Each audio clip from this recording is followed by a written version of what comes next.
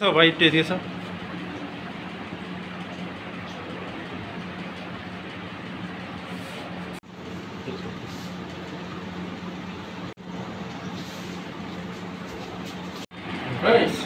भाई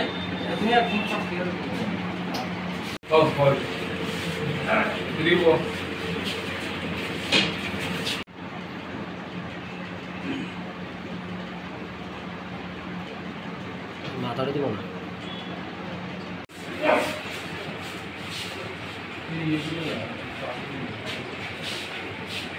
good morning সবাই। আপনারা অবগত আছেন যে গত 2/6/2025 বিশালগড়ের গোকুলনগর এখানে অভয় আশ্রমের কাছে একটা স্ন্যাচিং একটা ইনসিডেন্ট হয়েছিল, যেখানে একজনকে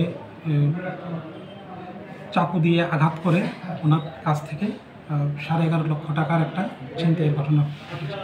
ওইটার উপর আমরা বিশালগড় থানাতে একটা কেস রেজিস্ট্রি হয়েছে, অ্যাটেম্প্ট টু মার্ডার এবং স্ন্যাচিংয়ের সেকশন ইনক্লুড করে, এবং ওই দিন থেকে আমরা আমাদের তদন্ত শুরু করি। আমাদের কাছে তখন থেকেই বিক্ষিপ্তভাবে বিভিন্ন ধরনের এভিডেন্সগুলি ছিল, কিন্তু কংক্রিট ওইটা চেইনটা এস্টাবলিশ না হওয়ার কারণে আমরা কিছু পদক্ষেপ নিতে পারিনি।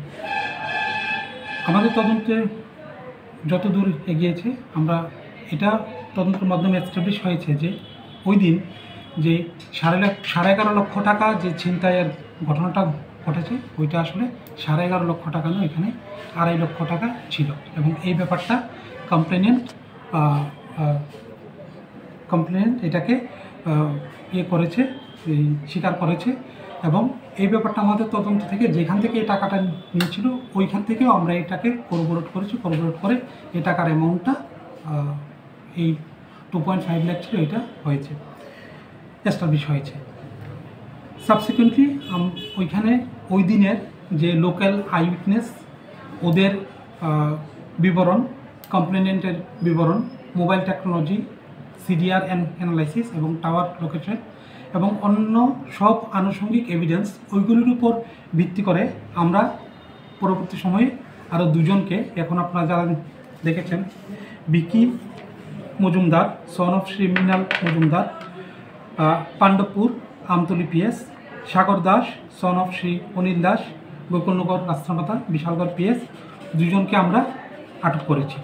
এবং তাদের ঘটনার দিন তাদের যে কন্ডাক্ট, ঘটনার সময় তাদের কন্ডাক্ট এবং ঘটনার আগে তাদের প্রেজেন্স ওই এলাকাতে এবং তাদের মোবাইল সিডিআর অ্যানালাইসিস, এই সবগুলির উপর ভিত্তি করে আমরা তাদেরকে কালকে অ্যারেস্ট করেছি। স্যার, যে টাকাটা ছিনতাই হয়েছিল, বিকি যে প্রাইম আমরা ভাবছি ওই এটার মূল মাস্টারমাইন্ড বিকি মজুমদার। ওকে আইডেন্টিফাই হওয়ার পর আমরা গত 12 তারিখ রাত্রে ওর বাড়িতে ওকে ন্যাপ করার জন্য আমরা রেড করি, কিন্তু ওই রাত্রে উনি পুলিশের প্রেজেন্সটা টের পেয়ে পুলিশের অ্যারেস্টকে এভেট করার জন্য ওর বাড়ি থেকে পালিয়ে যায়। এবং যাই পরবর্তী সময় আমরা কালকে রাতে তার বাড়িতে রেড এবং সার্চ করে আমরা ওর বাড়ি থেকে নগদ 1,05,000 টাকা এবং ওর যে স্কুটি, অ্যান্টর্ক স্কুটি, ওই স্কুটিটা আমরা রিকভারি করি। এবং এই অ্যান্টর্ক স্কুটিটা পরবর্তী সময়ে কমপ্লেনেন্ট এবং যে লোকাল গ্রামবাসী আছে ওদের দ্বারা এই স্কুটিটাকে আমরা আইডেন্টিফাই করাই। বাকি টাকাটা এখনও কোথায় আছে, কে আছে, রিকভারি এখনও বাকি আছে। এবং এটার মধ্যে আর ওর গ্যাং মেম্বার আর কারা আছে, আর কো অ্যাসোসিয়েটস কারা আছে, ওদেরকে আমরা এখনও ন্যাপ করতে পারিনি। আমাদের তদন্ত চলছে।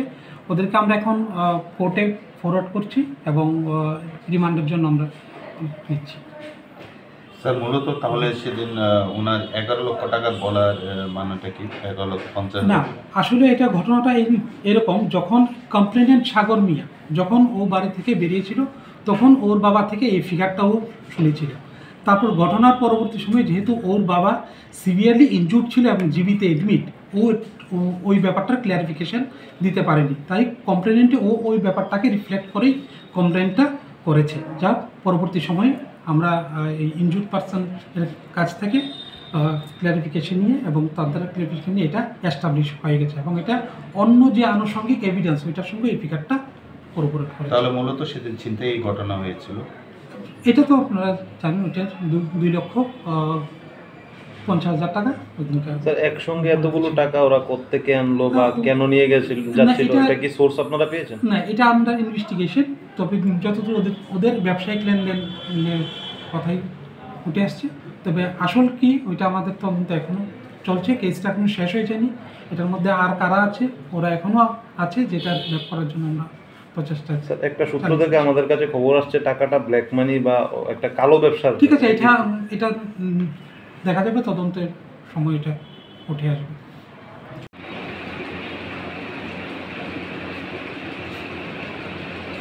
भाई दे दिए सर।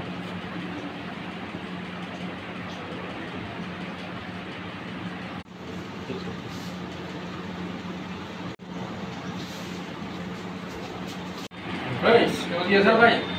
Oh, boy. Deliver.